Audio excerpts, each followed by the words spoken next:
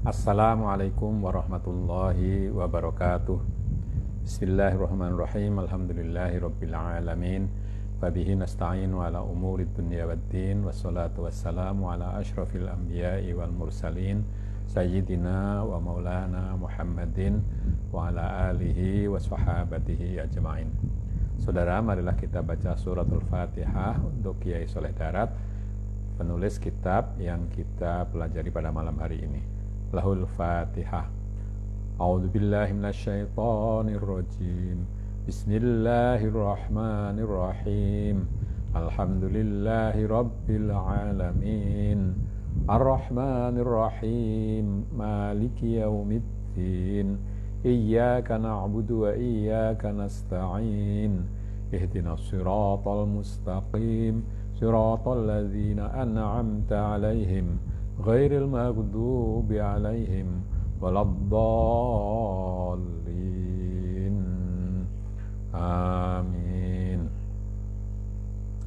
Ya, kita kemarin membaca perjalanan Raja Tolut menuju musuhnya yang di tengah-tengah perjalanan itu dicoba dengan sungai, dan kebanyakan dari pasukannya itu tidak tahan, tidak lolos ujian, katakanlah begitu. Mereka minum terlalu banyak lalu menjadi tidak bisa ikut berperang. Kita lanjutkan. Mongko nuli Bismillahirrahmanirrahim. Mongko nuli amartelaaken perangi Tolut kelawan Jalut. Faqala ta'ala walamma barazu li Jalut wa junudihi qalu rabbana afrigh alaina sabra wa thabbit aqdamana wansurna 'alal qaumil kafirin. Fahazamuhum biidnillahi wa qatala Dawudu Jaluta wa atahu Allahul mulka wal hikmata wa 'allamahu mimma yasha'. Walaula daf'ullahi an-nasa ba'dahum li ba'din lafasadatil ardu walakinallaha dzu fadlin 'alal 'alamin. Tilka ayatullahi natluha 'alaika bil haqq wa innaka laminal mursalin. Lalu Allah menjelaskan peperangan antara Tolut dengan Jalut dalam ayat yang sudah saya bacakan tadi, yang terjemahannya lantat kalane podo ngedeng kaum Tolut sartane Tolut krono arah merangi Raja Jalut lan sakbalane kabeh lan hale podo baris-baris. Mongko ngucap kaum kabeh, ya Rabbi, mugi ngesokaken Tuhan ing manah kula sabar lan mugi-mugi paring kuat Tuhan ing atase manah kula ing atase anggen kula merangi satru kula lan mugi nulungi Tuhan ing kula ing atase rusake kaum kafirin sedaya. Ketika sudah berhadapan-hadapan kaum Tolut dan Tolut sendiri untuk memerangi Jalut dengan bala tentaranya, sudah berbaris di berhadapan-hadapan, lalu kaum Tolut itu berkata, wahai Tuhanku, atau berdoa, wahai Tuhanku, mugi Tuhan mencurahkan kepada hati kami kesabaran dan moga-moga memberikan kekuatan atas hati kami di dalam memerangi musuh kami, dan mudah-mudahan Tuhan menolong kami semua untuk bisa merusak atau mengalahkan orang-orang kafir semua. Mongko ngalahaken mukminun kabeh ing kafirin kaum Jalut lan mateni Nabi Dawud alaihissalam ing Raja Jalut lan hale ana iku Dawud balane Tolut. Maka lalu orang-orang mukmin semua itu bisa mengalahkan kafir, orang-orang kafir, bala tentaranya Jalut, dan Nabi Dawud alaihissalam yang merupakan salah seorang dari bala tentara Raja Tolut itu berhasil membunuh Jalut. Mongko nuli paring Allah Subhanahu wa taala ing Nabi Dawud keparingan ing kratone Bani Israil lan keparingan hikmah kenabian tegese nur nubuwah saking wafate Nabi Samuel lan sause wafate Raja Tolut. Maka lalu Allah memberikan kepada Nabi Dawud kerajaan Bani Israel atau hak untuk menjadi raja di atas Bani Israel, dan diberikan hikmah kenabian, maksudnya cahaya kenabian setelah meninggalnya Nabi Samuel dan setelah meninggalnya Raja Tolut.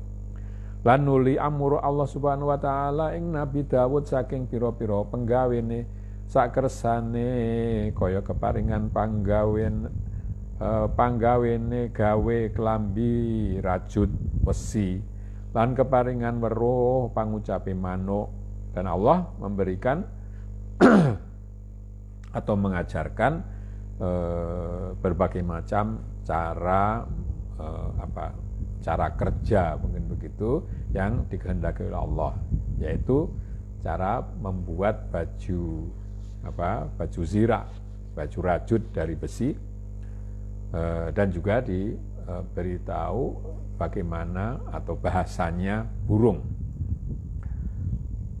Lan lamun ora nulak Allah Subhanahu wa taala ing setengah menungso, ora den tulak kelawan setengah menungso, mongko yakti rusak bumi kabeh kelawan sabab oleh ngalahaken musyrikin ing mukminin. Lan rusake mukminin lan masajid kabeh. Kalau bukan karena Allah menolak sebagian manusia dengan manusia yang lain, maka pasti bumi ini akan rusak karena orang musyrik mengalahkan orang mukmin, dan rusaknya dan pasti akan rusak orang mukmin serta masjid-masjid semua. Artinya cara Allah menjaga bumi ini adalah bahwa meskipun nanti ada orang yang jahat, tapi akan muncul orang yang mengalahkannya, menolak sebagian orang dengan sebagian orang yang lain. Lan tetapi ini Allah Ta'ala iku nduweni fadl ing atase wong sak ngalam kabeh, monggo dadi ketulak setengah menungso kelawan setengah menungso, ya karena Allah memberikan karunia kepada orang seluruh dunia, maka tertolaklah sebagian orang dengan sebagian yang lain. Artinya orang yang jahat itu akan dikalahkan oleh orang-orang yang yang benar. Lamun ora keparingan bisa mateni Nabi Dawud ing Raja Tolut, mongko yekti padha rusak mukmin kabeh lan rusak masjid kabeh, lan setuhune fadl Allah iku jembar, mongko gawe sabab patine Jalut ana ing atase tangane Nabi Dawud. Kalau Nabi Dawud tidak diberi kemampuan untuk mengalahkan Jalut, maka pasti rusaklah orang mukmin semua, dan berarti rusak masjid-masjid semua. Sesungguhnya karunia Allah itu luas, maka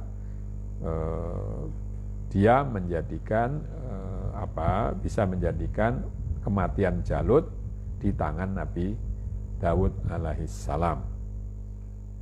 Utawi iki ayat ceritane Tolut lan ceritane Tabut lan ceritane kaum kang urip badane wis mati, iku kabeh ayate Allah Subhanahu wa taala critakaken ingsun ing atase sira ya Muhammad kelawan hak bener lan setuhune sira Muhammad yakti dadi utusane Allah Subhanahu wa taala. Cerita tentang Tolut dan cerita mengenai Tabut, peti ya, dan mengenai kaum yang hidup setelah mati, semuanya itu adalah ayat-ayat Allah Subhanahu wa taala yang diceritakan, yang aku ceritakan kepadamu wahai Muhammad dengan benar, dan sesungguhnya kamu adalah utusan Allah Subhanahu wa taala. Yani artine, ini tafsirnya, yani artine setuhune kaum Talut kabeh tatkalane wis ngliwati bengawan coba, iya iku 313 kaum jumlahe kaum, sawiji wong nama Isya Abu Dawud sartane anake kabeh 13. Setelah Tolut melewati bengawan cobaan, melewati sungai cobaan, bersama-sama orang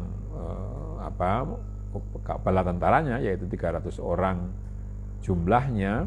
Salah satu di antara yang 313 itu bernama Isya Abu Dawud. Isya bapaknya si Dawud, bersama dengan 13 anaknya. Kabeh wong padha hadir ana barisane peperangan, mongko nuli utusan Raja Jalut Al-Jabbar marang Ratu Bani Israil yang setuhune dheweke njaluk mungsuh ingkang nglawan. Lan ngucap Jalut, sapa arep mateni aku patenono. Keduwe sira kratonku, lamun ora bisa sira mateni aku, moko mateni ingsun ing sira kabeh kaduwe ingsun kratonira. Kemudian Raja Goliat, Raja Jalut yang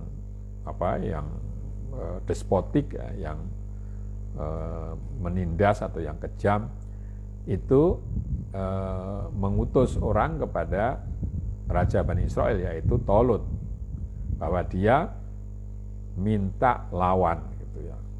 Dia mengatakan, Jalut itu mengatakan, yang disampaikan oleh utusan itu, barang siapa mau membunuhku, bunuhlah, dan kamu akan mendapatkan kerajaanku. Tetapi kalau kamu tidak membunuhku, maka aku akan membunuhmu dan kerajaanmu menjadi milikku.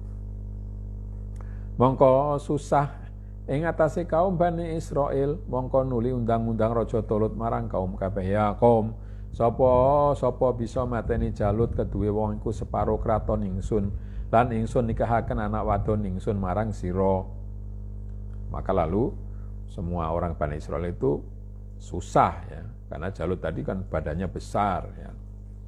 Maka lalu Tolut berkata atau memberikan pengumuman kepada kaumnya, wahai kaumku, barang siapa bisa membunuh Jalut, maka dia akan aku berikan separuh dari kerajaanku dan akan aku nikahkan dengan anak perempuanku. Mongko padha ora ana wani kaum kabeh lan ora ana ingkang jawab marang pangucape Raja Tolut. Mongko nuli nuwun Tolut marang Nabi Samuel supaya ndonga marang Allah, sinten ingkang mesti waget mateni Raja Jalut. Dan ternyata tidak ada yang berani di antara kaum itu. Lalu tidak ada menjawab juga atas pengumuman Raja Tolut itu. Maka lalu Raja Tolut minta kepada Nabi Samuel untuk berdoa kepada Allah, siapa yang akan bisa membunuh Raja Tolut. Ya. Mongko nuli tampa wahyu Nabi Samuel setuhune wong kang bisa mateni Jalut iku endi-endi wong ingkang den ungkuli sirahe kelawan cupu Duhnul Qudsi, mongko nuli cuwer lengane, mongko ikulah wonge ingkang mesti bisa mateni Jalut. Mongko nuli nimbali Tolut ing kaum kabeh lan nuli den ungkuli cupu, mongko ora ana ingkang cocok. Lalu Nabi Samuel mendapat wahyu bahwa orang yang akan bisa membunuh Jalut adalah orang yang kalau minyak kudus ya, minyak kesucian, minyak suci itu ditaruh di atas kepalanya, maka dia akan mencair minyaknya. Maka orang itulah yang akan bisa membunuh Jalut. Maka lalu Tolut memanggil semua kaum dan cupu atau wadah minyak itu ditaruh di atas kepala masing-masing. Tetapi ternyata tidak ada yang cocok, artinya minyak kutsinya itu tidak mencair. Mongko oleh wahyu Nabi Samuel setuhune ingkang mateni Jalut iku anake Isya. Mongko nuli den timbali Isya lan putrane rolas. Mongko den ungkuli Duhnul Qudsi, mongko ora bisa cocok. Lalu Nabi Samuel mendapat wahyu bahwa yang akan bisa membunuh Jalut itu adalah anak dari Isya. Maka lalu Isya dipanggil bersama dengan 12 anaknya dan dicoba wadah minyaknya itu ditaruh di atas kepala masing-masing, ternyata tidak cair juga. Moko matur Tolut marang Nabi Samuel, ya Nabi, ya Allah mboten waget cocok dawuh jengan diko. Tolut lalu berkata, gimana sang Nabi, kenapa kok ucapan Tuhan tidak cocok? Mongko nuli dangu marang Isya, ya Isya, ojo sira goroh marang ingsun anakmu kabeh tekakno kurang sawiji. Mongko nuli matur Isya, inggih leres jengan diko ya Nabi, ya Allah kantun setunggal anak kula nami Dawud. Lalu siapa Nabi Samuel itu Nabi Samuel berkata kepada Isya, wahai Isya, kamu jangan dusta kepadaku, anakmu kabeh datangkan, anakmu semua datangkan ke sini. Ternyata anakmu 13, ini hanya 12. Maka Isya berkata, betul Tuhan, Nabi, masih ada satu orang anakku yang bernama Dawud. Ya, dia tidak aku bawa karena masih kecil, sakit-sakitan lagi, dan tubuhnya itu ya kecil ya, tubuhnya kecil, ya mungkin pendek kecil. Mongko ngendika Tolut, timbal ana anak ira, mongko katimbalan ing hale Dawud lagi angon wedhus. Mongko nuli ngendika Tolut, para sira marang aku. Maka lalu Tolut raja berkata, panggillah anakmu. Setelah dipanggil, ternyata dia sedang menggembalakan kambing. Maka lalu dipanggil dan disuruh mendekat oleh Raja Tolut. Mongko nuliten ungkuli cupu duhnul kudsi ing atase sirahe Dawud, mongko cuwer, mongko nuliten gosokaken sirahe. Lalu setelah mendekat wadahnya itu enggak tahu wadahnya apa, cupu ya. Ya cupu itu wadah yang kecil sebenarnya itu ya. Itu ditaruh di atas kepala Dawud. Maka ternyata minyak kudusnya itu lalu cair, maka digosokkanlah ke kepala Dawud. Mongko nuli ngendika Tolut, ya Dawud, ana ta sira gelem mateni raja Jalut yen sira bisa mateni. Mongko ingsun rabekaken sira kelawan anak wadon ingsun lan sun wehi separone kraton ingsun.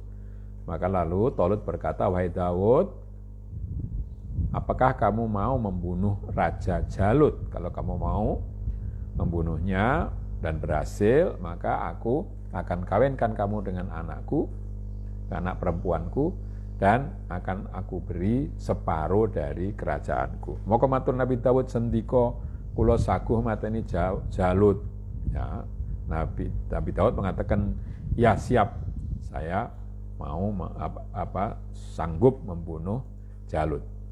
Mongko nuli ngalap Tolut ing Dawud den gawa marang barisan peperangan. Mongko tatkalane lumaku Nabi Dawud, mongko ana watu ingkang ngundang-undang, ya Dawud, kula niki watune Harun, mugi-mugi jenengan ndika mbekta kula. Mongko nuli den alap. Lalu Tolut membawa Dawud dibawa ke barisan peperangan. Nah, ketika berjalan Nabi Dawud itu tiba-tiba ada batu yang memanggilnya, wahai Dawud, aku ini batu Nabi Harun, tolong Tuhan bawa aku. Maka lalu diambil batu itu. Mongko ana undang-undang malih kula niki watune Musa, mugi jenengan ndika mbekta kula. Mongko nuli den alap. Lama kemudian ada batu lain yang mengundang juga, yang aku ini adalah batu Nabi Musa. Mudah-mudahan Tuhan mau membawaku. Maka lalu diambil juga. Mongko ana ngundang malih kula watu jenengan ndika, mugi jenengan ndika bekta. Mongko nuli den alap. Ada juga batu lain yang mengatakan kalau aku ini memang batu khusus untuk Tuhan. Mudah-mudahan Tuhan mau membawa aku. Maka lalu batu itu diambilnya. Mongko cukup Nabi Daud oleh watu telu mongko nuli den wadahi ing dalem kasange. Nah, dengan demikian lalu Nabi Daud mendapatkan 3 butir batu dimasukkan ke dalam kasang itu, ya mungkin rangsel atau apa ya, atau keranjang. Ya, keranjang yang dibawa mungkin ya mungkin lebih mudahnya kalau sekarang ya rangsel. Mongko nuli toto tolut barisan, noto tolut barisan lan wus sumbar-sumbar raja Jalut ana ing peperangan. Mongko nuli paring tolut ing Daud keparingan jaran, gaman lan pedang. Mongko nuli nitih jaran Nabi Daud nuli mangkat marang barisan antara sedelo nuli bali Daud. Tolut pun menata barisan, dan sementara itu Raja Jalut sudah berteriak-teriak menantang di peperangan. Maka lalu Tolut memberi Daud di kuda, persenjataan dan terutama pedang. Lalu Daud naik kuda berangkat ke barisan lawan maksudnya. Tapi tidak lama kemudian kebalik itu. Maka pada ngucap kaum kabeh, ora wani iki bocah bali iki bocah. Maka lalu orang berkata, loh ternyata tidak berani karena dia kebalik.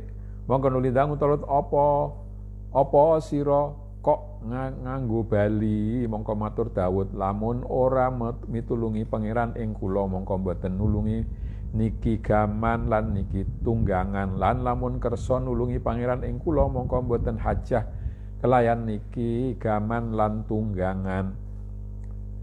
Lalu Raja Tolut bertanya, kenapa kamu balik? Maka lalu Daud mengatakan, kalau Tuhan tidak menolongku, maka persenjataan ini dan kendaraan ini tidak bisa menolongku. Tapi kalau Allah mau menolongku, maka aku tidak memerlukan senjata dan kendaraan ini, maksudnya binatang yang dinaiki.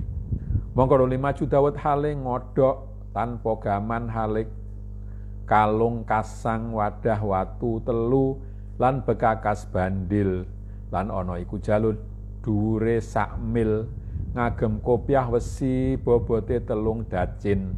Mongko tatkalane ningali Jalut ing Daud mongko krasa wedi gemeter.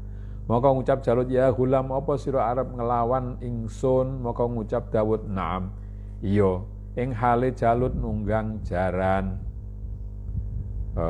Maka lalu Nabi Daud itu berangkat lagi dengan berjalan kaki tanpa senjata kecuali tadi rangselnya yang berisi 3 butir batu serta membawa alat untuk melempar, alat pelempar batu ya, bandil mungkin namanya ya, atau ya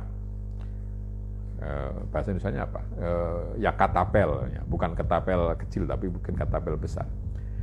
Dan Jalut itu tingginya 1 mil, ya tinggi 1 mil itu bagaimana? Memakai topi dari besi yang beratnya itu 3 dacin. Saya tidak tahu dacin itu berapa. Tapi berat, menunjukkan bahwa itu berat. Maka setelah Jalut melihat Daud, maka dia terasa gemetar. Takut dan gemetar. Maka Jalut berkata, wahai anak muda, apakah kamu akan melawan aku? Maka Daud menjawab, ya. Padahal Jalut pada waktu itu naik kuda. Mongko ngucap Jalut, ya gulam ana ta sira mungsuh kelawan ingsun kok cara balang asu. Lalu Jalut berkata, gimana anak muda, kamu akan melawanku tapi dengan cara melempar anjing. Mongko ngucap Daud, iya, balik sira luwih ala tinimbang asu. Mongko nuli sumbar-sumbar petak-petak ana ing tengahe barisan. Daud berkata, ya kamu bahkan lebih jelek daripada anjing. Maka lalu Jalut itu bersumbar-sumbar di tengah-tengah barisan. Mongko ngucap Daud bismi ilahi Ibrahim, nuli ngetokaken watu sawiji. Bismi ilahi Ishak, nuli ngetokaken watu sawiji. Bismi ilahi Yakub, nuli ngetokaken watu sawiji. Kumpul telu den dadekaken suwiji den lebokaken ing bandil. Ya, maka lalu Daud membaca bismi ilahi Ibrahim dengan nama Tuhannya Nabi Ibrahim, lalu mengeluarkan satu batu, lalu bismi ilahi Ishak atas nama atau dengan nama Tuhannya Nabi Ishak, lalu dia keluarkan satu batu, bismi ilahi Yakub dengan nama Tuhannya Nabi Yakub, lalu dia keluarkan batu yang terakhir. Maka 3 batu itu dimasukkan ke dalam alat bandil itu, alat pelempar batu. Mongko nuli ngubengaken Daud ing hale bandil lan den balangaken. Mongko nuli perintah Allah Subhanahu wa taala ing angin anggawa watu telu hingga tumiba mlebu irunge Jalut terus gitok. Ya. Berarti batunya itu kecil ini ya. Maka lalu Daud memutar katapelnya atau bandilnya, ya itu tali yang lalu batunya itu ditaruh di wadah di ujung tali lalu diputar,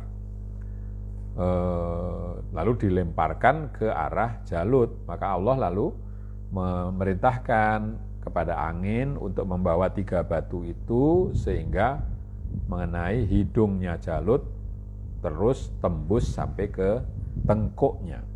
Monggo nuli tiba Jalut marang buri lan padha mati kaume Jalut ingkang ana ing burine 30 kaum kerubuan Jalut krana saking gedene lan dhuwure. Maka lalu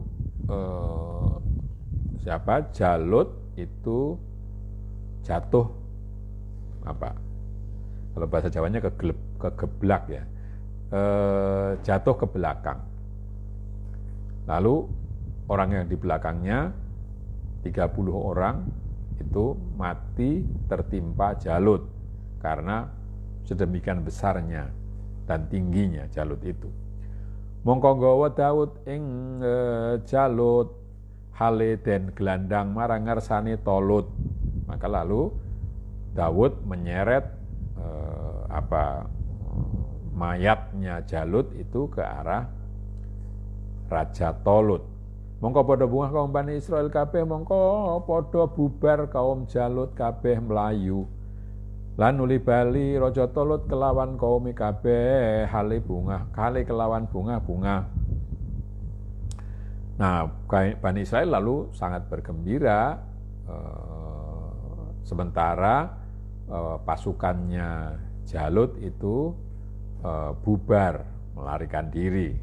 Lalu Raja Tolut kembali bersama bala tentaranya ke istananya.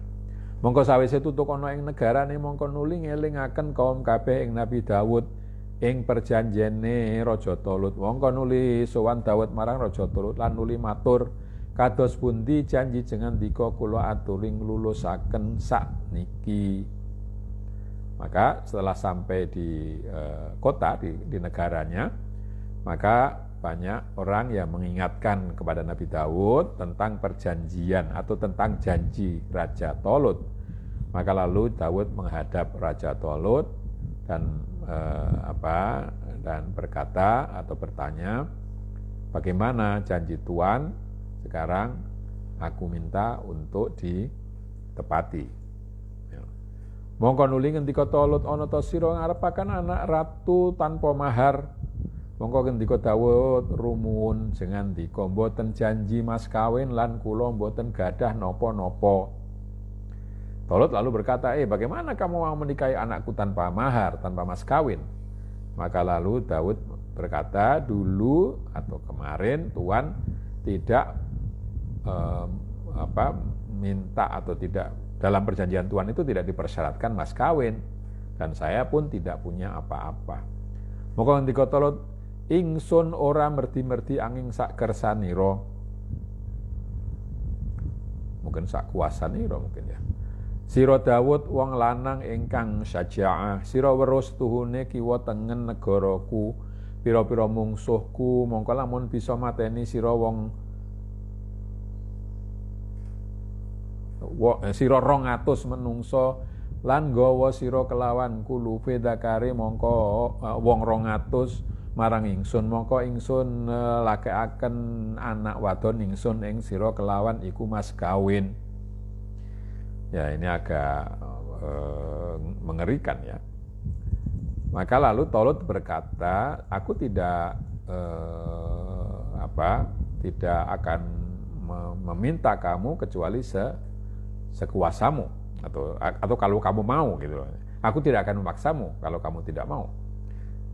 Kamu tahu, kamu orang laki-laki yang pemberani, dan kamu tahu bahwa di kanan kiri negaraku itu terdapat lawan-lawanku.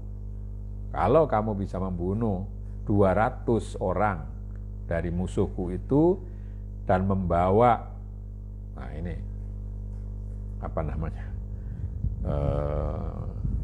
agak porno sedikit ya, membawa zakarnya, kuluf zakarnya, kuluf itu yang menutup kepala zakar itu ya, yang dikhitan kalau yang dipotong kalau khitan itu. Dan kamu bawa itu 200 kulub tadi ya, 200 kulub kepadaku, maka kamu akan aku kawinkan dengan anak perempuanku sebagai mas kawin. Mongko nuli perang Daud hingga mateni wong 200 kafirin lan den sunduki zakare dadi 2 ranting, nuli den aturaken marang raja Tolut. Maka lalu Daud memerangi musuh-musuh Raja Tolut, orang-orang kafir, dan dipotong anunya itu